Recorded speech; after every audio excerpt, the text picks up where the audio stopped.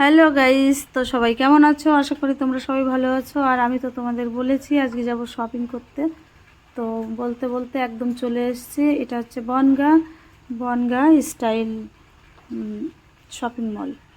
তো আগের বারও আমি আগে না দুই একবারে এখান থেকে কিনেছি। তো আমার বেশ মোটামুটি আমার ছেলের জামা কাপড়গুলো এখানে খুব ভালো লাগে। আর মেয়েদের জামা কাপড়গুলো আমার শপিং মলে পছন্দই হয় না, সে যে কোনো শপিং মল হোক না কেন।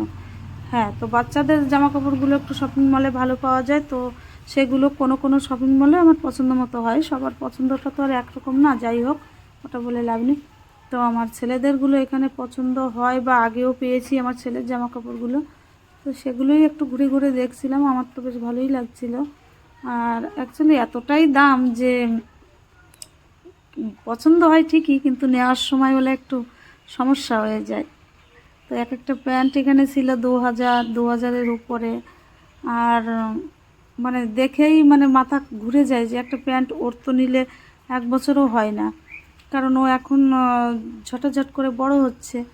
যতই একটা প্যান্ট নিই না কেন পুরো 1 বছর ঘুরিয়ে পরতে পারে না, তবুও কী করা যাবে, পুজোর সময় তো নিতেই হবে। আর যাই হোক, তো দেখতে দেখতে মোটামুটি প্যান্ট আর জামা দুটোই পছন্দ হয়ে গেছে। সেখান থেকে নিয়ে অনেকটা কষ্ট হয়ে গেছে, আর এখানে এসে গেছি আমরা একটু রেস্টুরেন্টে খেয়ে বাড়িতে আসবো, কারণ অনেকটাই সময় লেগে গেছে ওদিকটা।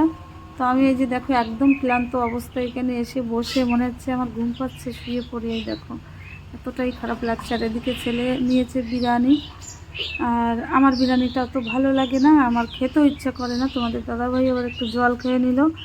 আর আমি মোটামুটি বলছিলাম আমি ঘুমিয়ে গেলে আমাকে দেখো খাবার এলে। আমি নিয়েছিলাম এটা হচ্ছে লাচ্ছা পরোটা আর একটা চিকেন কষা। তো দুটো পরোটা নিয়েছিলাম, একটা তোমার দাদাভাই খাবে তোমাদের, আর একটা আমি খাবো। তো সেখানে আমি একটা পরোটাও খেতে পারিনি, কারণ পরোটাটা আমার কাছে তেতো লাগছিল। জানি না কিভাবে দিয়েছে কি না করেছে, তবে চিকেন কষাটা ভালো লাগছিল। কিন্তু পরোটাটা আমার মুখে ভালো লাগেনি, না অরিজিনালেই ভালো লাগে না, আমি জানি না ওরা কি করে দিয়েছে। তো যাই হোক।